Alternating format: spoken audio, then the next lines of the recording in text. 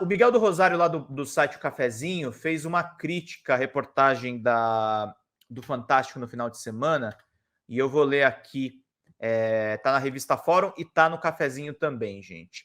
A mídia devora o seu filho. Todos esses bolsominions de verde e amarelo, refugiados no submundo de tamanho considerável, nasceram da campanha sistemática contra a política que os jornalões, a Globo à frente, lideraram desde a redemocratização.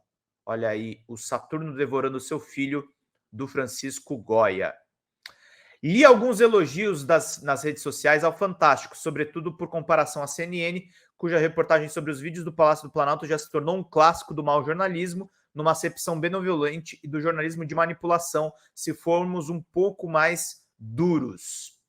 Vamos entendendo aqui tudo que está rolando. Luiz Giglione, queria voltar a ser membro, mas estou sem grana para variar. Luiz, você chegou a assistir o curso, meu querido? O que você achou do curso de jornalismo? Diga aí para mim se você assistiu enquanto você era membro.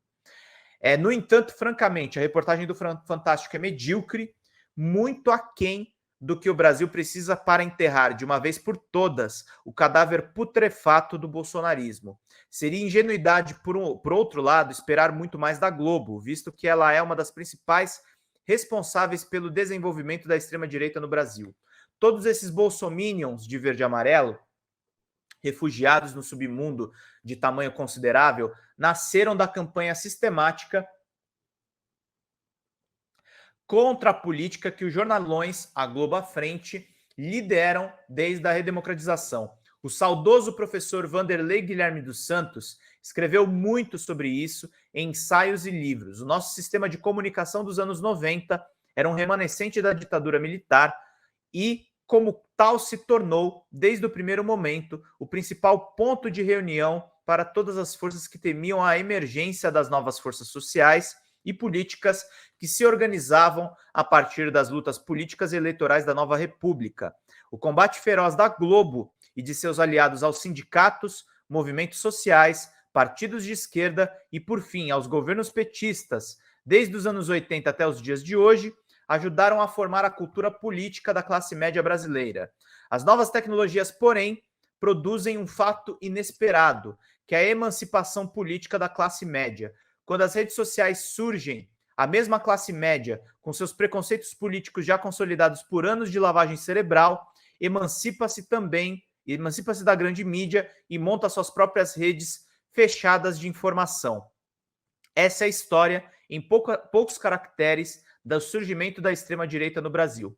Entretanto, seria um erro, e aliás, esse sempre foi um erro grosseiro da esquerda brasileira, tratar a classe média como um bloco único.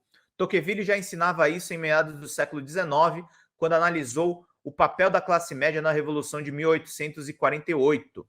A classe média não forma jamais, no seio da nação, um bloco compacto, diferente de tudo. Ela participa um pouco de todos os segmentos, observou o francês em seu livro Souvenirs.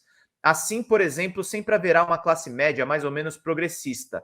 Cabe às forças políticas de esquerda oferecer a ela, assim como fez ao bolsonarismo, de maneira profundamente mentirosa e doentia, conteúdo político, projeto nacional e espaços de convivência. Voltando à reportagem do Fantástico, ela é medíocre porque faltou uma abordagem mais direta, mais corajosa, de quem foi a liderança nem tão oculta em todos aqueles terroristas, vândalos e golpistas que invadiram as sedes dos três poderes. A liderança foi de Jair Bolsonaro. Sempre que se mostrar a quebra-quebra do 8 de janeiro, é preciso exibir no mesmo vídeo os bloqueios de estrada que se seguiram à derrota de Bolsonaro. O silêncio hostil, antidemocrático de Bolsonaro após a divulgação do resultado das urnas, as lives e discursos de Bolsonaro com denúncias falsas e mentirosas sobre fraudes nas urnas, passadas e futuras, a infame reunião do governo com embaixadores do mundo inteiro para falar do mal do Brasil e difamar o nosso sistema eleitoral. Esse texto do Miguel está muito bom e com muitas referências importantes e necessárias. Para Bruno Benites, para todo mundo que está nos acompanhando aqui, deem membros de presente e mandem superchat, gente. Vamos lá. Não é possível tratar honestamente o 8 de janeiro sem associá-lo ao trabalho sistemático diário ao longo de 4 longos anos organizado pelo governo Bolsonaro de envenenamento de amplos setores da classe média conservadora, com teses golpistas, antidemocráticas, conspiracionistas, lastreadas invariavelmente em fake news. Os bloqueios criminosos de estrada, os atentados terroristas de dezembro e 8 de janeiro tiveram um líder, um inspirador, o ex-presidente derrotado Jair Messias Bolsonaro. A CPMI dos atos golpistas será a chance do campo democrático trazer isso à tona. Será igualmente uma oportunidade de ouro para iniciar um processo de descontaminação da classe média brasileira. Para o governo, a CPMI vem em boa hora com arcabouço fiscal pronto para ser votado e a reforma tributária já encaminhada. Vínhamos testemunhando a direita nacional rapidamente se reorganizando em torno da mídia corporativa, como de praxe, para domesticar e enfraquecer o governo popular de maneira a conter movimentos que possam promover qualquer mudança no país. Lembram o que eu falei ontem sobre o Guzo e o jornal Estado de São Paulo? Existem bolsonaristas dentro da imprensa corporativa, dentro da velha imprensa, dentro da imprensa que tem um grande alcance. O Guzo está lá, o Alexandre Garcia ainda tem coluna em jornais, tem muitos bolsonaristas com alcance, gente. Temos que ficar atentos e fortes, temos que fortalecer a mídia independente, temos que financiar a mídia independente para que todo mundo fique por dentro de tudo o que está acontecendo. Vamos lá, seguindo para a gente entender aqui essa coluna do Miguel, que está muito boa. E o Luiz Giglione, que é uma assinatura aí, gente. Quem quiser dar membro de assinante aí para ele, ele agradece muito. Luiz é meu fiel escudeiro aqui nas nossas lives. A elite brasileira, por exemplo, não precisa de trens de alta velocidade. Ela sente um terror profundo a essa ideia, talvez porque ela tem cheiro de revolução. E ela mora em bairros que, ao longo das últimas décadas, foram conectados aos aeroportos por vias expressas. Ela anda de avião, se ela quer andar de trem, ela vai à Europa, à China. Construir trens de alta velocidade no Brasil seria uma dessas iniciativas que poderiam emancipar as massas. Por isso, não se vê jamais na grande imprensa brasileira nenhuma reportagem sobre o tema. A mídia prefere falar sobre o mercado financeiro, jamais de transporte público, e nem de habitação, tá, gente? Que é uma bandeira do Boulos. Se tivéssemos um governo forte, autoconfiante, com boa aprovação na sociedade, incluindo na classe média, ele poderá oferecer projetos de desenvolvimento mais audaciosos que nos aproximem das nações desenvolvidas. E isso gera um terror irracional nas elites e nas classes médias brasileiras. O governo popular forte também significa mudança no ecossistema de comunicação. A divisão da publicidade oficial significa o fortalecimento das mídias progressistas, um processo que, aos poucos, vai liderando setores crescentes da sociedade dos grilhões ideológicos inventados pela grande mídia. A grande mídia é a principal guardiã desse terror irracional que a classe média ainda tem da política, do Estado e de um projeto nacional. O veneno do terror deve ser inoculado diariamente nos estratos da renda média que cumprem historicamente o papel de correia de transmissão do debate político para o resto da nação. A classe média foi ensinada, desde a redemocratização, a odiar o Estado, a odiar qualquer projeto nacional mais ambicioso, a odiar o Brasil. A emergência desse nacionalismo de purpurina, baseado num amor infantil, vazio, as cores verde e amarela, a camisa da seleção, ao exército, é uma forma de desespero. Quando a classe média se emancipa da mídia e adere às redes sociais, se torna nacionalista, entre aspas, e passa a rever a ditadura militar.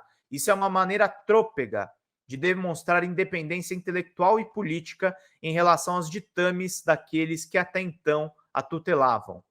Como esse nacionalismo não pode, de jeito nenhum, se materializar em apoio a um grande projeto nacional de desenvolvimento, através da construção de refinarias siderúrgicas e trens de alta velocidade, ou seja, através da reindustrialização do país, o que só apenas seria possível com financiamento público e expansão do Estado Nacional, como não seria possível conciliar esse projeto com o ideário da antipolítica, ultraliberal, antiestatal, trabalhado meticulosamente pela mídia, desde a redemocratização. Então a classe média adota esse nacionalismo de fachada que é tão contraditório, tão superficial, tão confuso que frequentemente se transforma em desordem política.